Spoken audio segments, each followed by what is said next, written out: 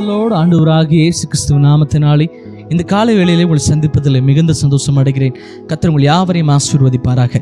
ஒரு வார்த்தைக்கு நேராக நம்முடைய சிந்தைகளை திருப்பும் வேத பகுதியில் மத்தேயு எழுதின சுவிசேஷ புஸ்தகம் 28வது அதிகாரம் அதில் 20வது வசனம் அழகாய் சொல்லப்பட்டிருக்கிறது. இதோ உலகத்தின் முடிவு பரியந்தம் சகல நாட்களிலும் நான் உங்களுடனே கூட இருக்கிறேன் என்றார். ஆமென்.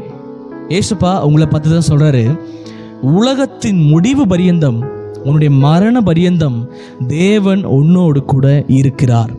தேவ பிள்ளைகளே பாருங்க, உலகத்தில் நம்ம எந்த மனிதர்கள் நேசித்தாலும் ஒரு குறிப்பிட்ட காலகட்டத்துக்கு தாண்டி அவர்களால் நம்மளோடு கூட இருக்க முடியாது. அவர்கள் நம்மளை விட்டு விலகி போயிடுவாங்க, இல்லைன்னா நாம் விலகி போயிடுவோம், இல்லைன்னா மரணம் நம்மளை பிரிச்சிடும். அவ்வளோதான்.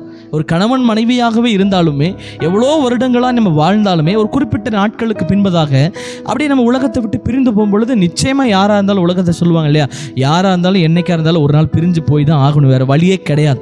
ஆனால் கர்த்தர் ஒருவர் மாத்திரம்தான் உயிரோடு கூட இருந்தாலும் நம்ம கூட இருக்கிறாரு, மரித்து போனாலும் நம்மளோடு கூட இருக்கிறார். அப்போ ஏசப்பா இன்னைக்கு சொல்கிறாரு, யார் உங்களை விட்டு இன்னைக்கு தூரமாக போயிருந்தாலும், நீங்கள் கண்மலை போல நம்பிக்கொண்டிருந்த மனிதர்கள் இன்னைக்கு உங்கள் பக்கத்தில் இல்லைன்னாலும், ஒருவேளை நீங்கள் நேசித்து ஏமாற்றிட்டு போன மனிதர்கள் இன்னைக்கு கண்களுக்கு முன்பாகவே வாழ்ந்தாலும், ஆண்டவர் சொல்றாரு, உலகத்தின் முடிவு பரியந்தும் சகல நாட்களிலும் நான் உன் பக்கத்திலேயே இருந்தவராய் உன் கூடவே நான் இருக்கிறேன்.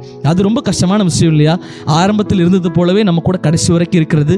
கடைசி நாட்கள் வரும்பொழுது அன்பெல்லாம் தணிஞ்சு போயிடும். ஆனால் ஆண்டவரை பொறுத்தளவுக்கு அவர் நேற்றும் இன்றும் என்றும் அவர் மாறாத தேவன். உன் ஆரம்பத்தில் என்னைக்கு அவர் நேசித்தாரோ அதே நேசத்தோடு இன்றைக்கும் உன்னை காத்து கொண்டிருக்கிறார். இன்னைக்கும் அவர் உன்னை நேசிக்கிறாரு. அவ்வளோ அன்புள்ள ஆண்டவர் உங்க கூட இருக்கிறார். அதனால வாழ்க்கை குறித்து இவங்க விட்டுட்டு போயிட்டாங்களே, அவங்க ஏமாத்திட்டு போயிட்டாங்களே கவலைப்படாம, அப்பா என் கூட இருக்கிறாருங்கிற நம்பிக்கையோடு இருங்க. அந்த அப்பா உங்களை விட்டு என்னைக்குமே போக மாட்டார். நீங்க போனாலும் அவர் உங்க கூடவே இருப்பார். அதனால அவருடைய அன்பை நீங்கள் மறந்து போகாம, மனுஷன் பின்னாடி ஓடாம, அவருடைய அன்பை ருசித்து அவர் எனக்கு போதுமானவர் என்று சொல்லி அவருடைய அன்பை நீங்கள் ஏற்றுக்கொள்ளுங்கள். கர்த்தர் உங்களை ஆசீர்வதிப்பாராக. Have a blessed day. God bless you.